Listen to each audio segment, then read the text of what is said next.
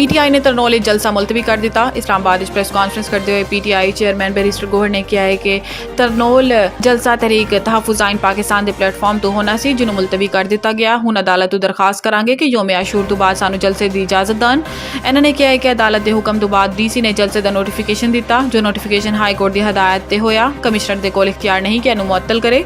जिस लैटर को बुनियाद बना के नोटिफिकेशन मुअत्तल किया गया, इस लैटर को हाई कोर्ट पेश करते हैं। असी हाई कोर्ट ऐसे लिए आए हैं कि आइन ते कानून के मुताबिक जलसा करिए।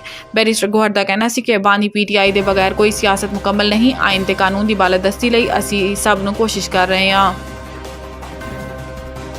पेट्रोलियम और गैस की तलाश और पैदावारी कंपनियां दा पाकिस्तान $5 अरब सरमायाकारी का ऐलान। मुल्क और गैर मुल्की पेट्रोलियम ते गैस तलाश पैदावारी शोबे E&P सैक्टर ने वज़ीर आज़म शहबाज शरीफ की क़यादत च एतमाद का इजहार किया। पेट्रोलियम ते गैस की तलाश और पैदावारी कंपनियां ने पाकिस्तान आइंदा 3 साल $5 अरब की सरमायाकारी करने का ऐलान कर दिया। वज़ीर आज़म शहबाज शरीफ नाल मुलाकात कारोबारी वफ्द ने कहा कि तुसी पहले वज़ीर आज़म हो जो संजीदगी तो इस शोबे ते तवज्जो दे रहे हो। पेट्रोलियम ते गैस की तलाश और पैदावारी शोबे नू मुशावरती अमल का हिस्सा बनान, इन्हां दे मसाइल सुनन ते इन्हां दी संजीदगी तो हल ढूंढन ते तुहाडे सब दे मशकूर हां। वफ्दी जानिब तो इजलास विच ब्रीफिंग दी गई कि 3 साल $5 अरब की सरमायाकारी तो पेट्रोलियम ते गैस की पाकिस्तान इस तलाश लई 240 जगह खुदाई की जाएगी।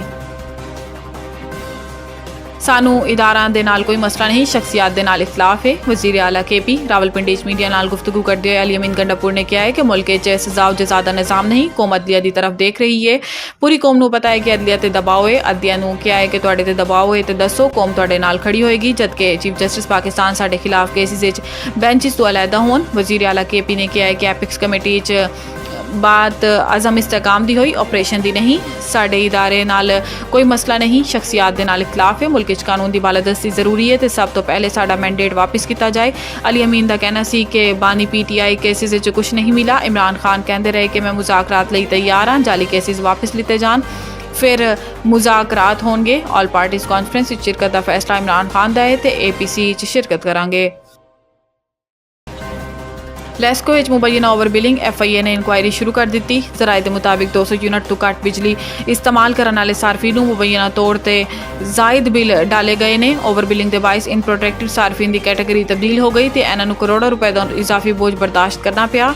FIA एंटी करप्शन सर्कल ने प्रोटेक्टेड सार्फिन मुबैना तौर पर ओवर बिलिंग के मामले से इंक्वायरी शुरू कर दी। तर्जुमान FIA के मुताबिक डायरेक्टर कस्टमर सर्विसिज लेस्को के डायरेक्टर जनरल IT नू नोटिस जारी कर दिए गए, जिहदे च लेस्को अफसरान ने बिलिंग का डाटा ते दीगर तफसीलात भी तलब कर लिया। डायरेक्टर FIA लाहौर सरफराज विर्क का कहना सी कि ओवर बिलिंग किसी सूरत बर्दाश्त नहीं की जाएगी। जिम्मेदारों के खिलाफ सख्त एक्शन लवांगे।